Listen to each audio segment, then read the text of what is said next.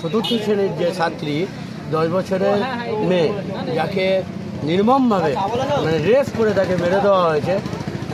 তার কারণ হলো এই ধর্ষণ করা হয়েছিল কেন, আমার ওই বোন ডাক্তারের উপরে কেন ধর্ষণ করা হয়েছিল, তাকে কেন মেরে দেওয়া হলো, তার একটাই কারণ ওই আরজি কর কলেজের মধ্যে বিভিন্ন রকম অপকর্ম কাণ্ড চলতো। সেখানে সেক্স প্যাকেটের ব্যবসা ছিল, সেখানে মানুষ যে মারা যায় তার কঙ্কাল বিক্রি, মানুষ বিক্রি, মনা মানুষ বিক্রি করে দেওয়া হতো বাইরে। এবং যে সমস্ত যুবতী মেয়েরা মারা যেত, ভালো দেখতে শুনতে যে সমস্ত মহিলারা মারা যেত, তাদের সঙ্গে সেক্স করা হতো। সেক্স করে সেই ছবিটা পর্নোগ্রাফিতে বাইরে বিক্রি করা হতো এতে, এবং ওষুধে ভেজাল ওষুধ চালানো হতো, লক্ষ লক্ষ টাকা ওই পারপাস কামানো হতো। কামিয়ে জানি না ওরা কোথায় কোথায় ওপর লেভেলে পাঠাতো। এই ঘটনাটা আমাদের ওই বন ডাক্তার জেনে গেছিল বলেই তার কণ্ঠরোধ করার জন্য তাকে মেরে দেওয়া হলো, একমাত্র নিজেরা বাঁচার জন্য। আজকে যাচ্ছি আইএসএফ পার্টির একজন রাজনৈতিক ও বিশিষ্ট সমাজসেবী নেতা তানার কাছে, আজকে তানার পার্টি অফিসে আজকে আমরা যাচ্ছি দুই ভাই।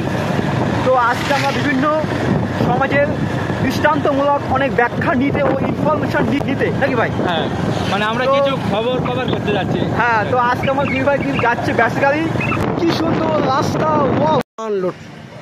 লোপাট করে দাও। তার কারণ হলো এই ধর্ষণ করা হয়েছিল কেন, আমার ওই বোন ডাক্তারের উপরে কেন ধর্ষণ করা হয়েছিল, তাকে কেন মেরে দেওয়া হলো, তার একটাই কারণ ওই আরজি কর কলেজের মধ্যে বিভিন্ন রকম অপকর্ম কাণ্ড চলতো। সেখানে সেক্স প্যাকেটের ব্যবসা ছিল, সেখানে মানুষ যে মারা যায় তার কঙ্কাল বিক্রি, মানুষ বিক্রি, মনা মানুষ বিক্রি করে দেওয়া হতো বাইরে। এবং যে সমস্ত যুবতী মেয়েরা মারা যেত, ভালো দেখতে শুনতে যে সমস্ত মহিলারা মারা যেত, তাদের সঙ্গে সেক্স করা হতো। সেক্স করে সেই ছবিটা পর্নোগ্রাফিতে বাইরে বিক্রি করা হতো এতে, এবং ওষুধে ভেজাল ওষুধ চালানো হতো, লক্ষ লক্ষ টাকা ওই পারপাস কামানো হতো। কামিয়ে জানি না ওরা কোথায় কোথায় ওপর লেভেলে পাঠাতো। এই ঘটনাটা আমাদের ওই বন ডাক্তার জেনে গেছিল বলেই তার কণ্ঠরোধ করার জন্য তাকে মেরে দেওয়া হলো, একমাত্র নিজেরা বাঁচার জন্য। দুর্বৃত্তদের যে মানে মানে একেবারে মানে যেখানে সেখানে একেবারে চলছে, এটাকে বন্ধ করতে হবে। আর মাননীয় মুখ্যমন্ত্রীর কাছে আমি এখনও দাবি করব, এখনও যতদিন আছেন আপনি অন্তত নারীদের সুরক্ষা দেন, বাচ্চাদের সুরক্ষা দেন। রাজনীতি করবেন না, খালি রাজনীতি করার বহু সময় আছে। আপনি রাজনীতি করেছেন, আপনি মসনদে আছেন, মানুষের সাথে কাজ করুন, নাহলে আগামী দিন মানুষ আপনাকে ডাস্টবিনে ছুঁড়ে ফেলে দেবে। তাই এখনও বলছি, ছোট ছোট বাচ্চাদের উপরে যে অত্যাচার হচ্ছে, আপনি এখনও কঠোর হন, আপনার আইনটাকে প্রয়োগ করুন, নাহলে ব্যর্থতার দায় নিয়ে সরে পড়ুন। আমাদেরই বোন, আমাদেরই ডাক্তার, ওই মেডিকেল কলেজেরই একজন ডাক্তার, তার সঙ্গে যে দুর্ব্যবহার করা হয়েছে, তাকে ধর্ষণ করে তাকে খুন করা হয়েছে। খুন করার পরেও তার উপরে পাশবিক অত্যাচার করা হয়েছে, ধর্ষণ করা হয়েছে। অতএব এই ঘটনাটা বিরল থেকে বিরলতম ঘটনা। এই ঘটনাকে কোনো দিনই প্রশ্রয় দেওয়া যাবে না। যে বা যারা এই ঘটনা ঘটিয়েছে তাদেরকে ওই সময় ইমিডিয়েট চিহ্নিতকরণ করে তাদেরকে অ্যারেস্ট করা উচিত ছিল। এবং যারা যারা ওই সময় ওই কলেজ চত্বরের মধ্যে ডিউটি করছিল প্রত্যেককেই ডেকে জিজ্ঞাসাবাদ করা উচিত ছিল, কিন্তু সেগুলো করেনি। বরং সেই তার সঙ্গে যে ঘরে এই অপকর্ম করা হয়েছিল ইমিডিয়েট সেই ঘরটাকে ভেঙে ফেলার চেষ্টা করা হয়েছিল এবং প্রমাণ লোপাটের চেষ্টা করা হয়েছিল। সেটা কার মদতে? না, একমাত্র স্বাস্থ্যমন্ত্রীর মদতে এই কর্মকাণ্ড ঘটানো হয়েছিল। বাইরের থেকে লোক এনে ওই আরজি কর ভাঙচুর চালানো হয়েছিল। তার একটাই, আজকে ভাবুন তো, ওই বোনটা আমাদের ডাক্তার ছিল, সে যদি আজকে বেঁচে থাকতো, তার পরিষেবায় হাজার হাজার মানুষ ট্রিটমেন্ট পেয়ে সেবা পেত। আজকে তাকে মেরে দেওয়া হলো। কার সাথে মারা হলো? বাংলার মানুষ বুঝতে পারছে কেন তাকে মারা হয়েছিল।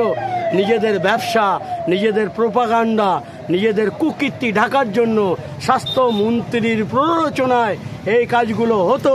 সেই স্বাস্থ্যমন্ত্রী জড়িয়ে যাবে বলে, এই বনটা জানতে পেরেছিল বলে তাই তাকে হত্যা করা হলো। বাংলার মানুষ এটা জানছে, এটা দেখছে, যার ফলে আজকে বাংলা সমস্ত সম্প্রদায়ের মানুষ, আদিবাসী থেকে শুরু করে হিন্দু, মুসলিম, শিখ, ঈসাইন, প্রত্যেকটা শ্রেণীর মানুষ, খেটে খাওয়া মানুষ, রিক্সা চালক, ভ্যান চালক আজকে প্রতিবাদে দক্ষিণ 24 পরগনায় যে চতুর্থ শ্রেণীর যে ছাত্রী 10 বছরের মেয়ে, যাকে নির্মমভাবে মানে রেপ করে তাকে মেরে দেওয়া হয়েছে, তার জন্যই এই মিছিল আজকে হচ্ছে অটোমেটিক। বা এই প্রোগ্রামগুলো আমাদের আগামী দিনে আরও চলবে, যতক্ষণ না বাংলায় একটা সুস্থ সমাজ, একটা সুস্থ মানে পরিবেশ তৈরি হবে, যতক্ষণ না এই ধর্ষকদের কঠোর থেকে কঠোরতম শাস্তি দেবে এই অমানবিক মুখ্যমন্ত্রী, ততদিন আমাদের এই আন্দোলন চলবে। আমরা রাস্তায় আছি, রাস্তায় ছিলাম, রাস্তায় থাকব। এই মুখ্যমন্ত্রী অবশ্যই এই বিষয়গুলো তদারকি করতে হবে, দেখতে হবে, নাহলে আমরা বলবো এই মুখ্যমন্ত্রী মানে কি বলবো, অপারগ হিসেবে ব্যর্থ, তার দায় নিয়ে তিনি পদত্যাগ করুন।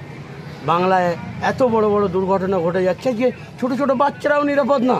তার একটাই কারণ, যারা এই সমস্ত দোষী তাদেরকে চিহ্নিতকরণ করে কঠোর থেকে কঠোরতম শাস্তি দেওয়া হচ্ছে না, তাদেরকে আইনের ফাঁক দিয়ে নিজের দলের লোক বলে এটা ওটা করে কাটিয়ে দেওয়া হচ্ছে, যার ফলে ক্রাইম বেড়ে যাচ্ছে।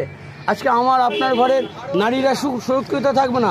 আমার বাচ্চাকে স্কুলে পাঠাবো, টিউশন নিতে পাঠাবো, সে বাড়িতে ফিরবে কিনা সন্দেহ আছে। কর্ম বাদ দিয়ে তারা রাস্তায় নেমেছে, একটাই জিনিস চাইছে, তারা জাস্টিস চাইছে। এই জাস্টিসটা কে দেবে? মাননীয় মুখ্যমন্ত্রীকে তো জাস্টিস দিতে হবে, কিন্তু তিনি কি করলো? জাস্টিস তো দেয়নি, প্রমাণ লোপাট করে তারপরে সিবিআইয়ের হাতে তুলে দিল। তিনিই আবার বলছে বিচার চাই। এর মতো মিথ্যাবাদী জঘন্য মুখ্যমন্ত্রী ভারতবর্ষের মধ্যে আমি আর দেখি নাই কোনো। কালকে মনে করছি বোধহয় বুড়িরা মারা গিয়ে লাগিয়েছিল সত্যি, তখন মানে আমার সামনে না পড়তো, ও টাকা পয়সা চলে লুট হয়ে যায়, সব টাকা পুরো টাকাগুলো সেই জরির মধ্যে ছিল। হ্যাঁ, সব ছোট ছোট জরির মধ্যে করেছে, জরি পেয়েছি এত টাকা। সো দেখতে পাচ্ছ আমি আছি এখন বর্তমানে দিগঙ্গা এখানে, এবং আইএসএফ ইন্ডিয়ান সেকুলার ফ্রন্টের পার্টির একজন বিশিষ্ট নেতা রুহুল ইসলাম এবং আমাদের মামা নাম সম্পর্কে এখন কিন্তু চা খাচ্ছি এখানে।